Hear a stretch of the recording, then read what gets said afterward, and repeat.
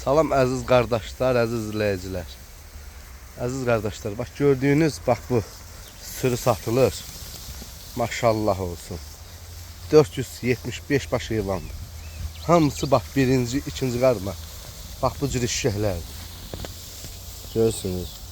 Bax birinci qarnadır bax bunun hamısı. Əksəriyyətdə qızıl yelin, votavot doğası şişəklərdir. Bu gün də may ayının 16-sıdır.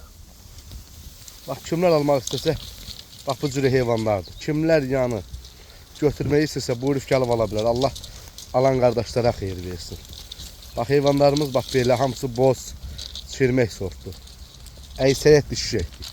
Qızıl yelin 15 tane doğub küşünün üstündə. Bax bunlar hamısı birinci qarnadır. Bax görürsünüz. Hamısı 1-2'dir, 1-2. Bax onlar hamısı toğuludur.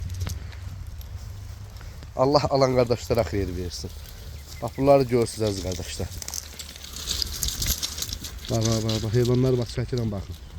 Ləyaqlı, super, damazlıq heyvanlardır. Yəni bu heyvanlar əziz qardaşlar, yəni sürü mal olsa malla da barter eləyərik. Yəni bir qapının sürü malı ilə barter eləyərik. Bax bu bozlar hamısı, bax qızıl yelin hamısı bax belə doğurdu heyvanlardan bir 200-250'den doğurdu. Dünəndən bəri 10 dənə doğubdu. Hamısı yetki yelindir. Görürsünüz baba. Yelin hamısı bak böyle yetki. Allah alan kardeşlere, satan kardeşlere xeyrin versin.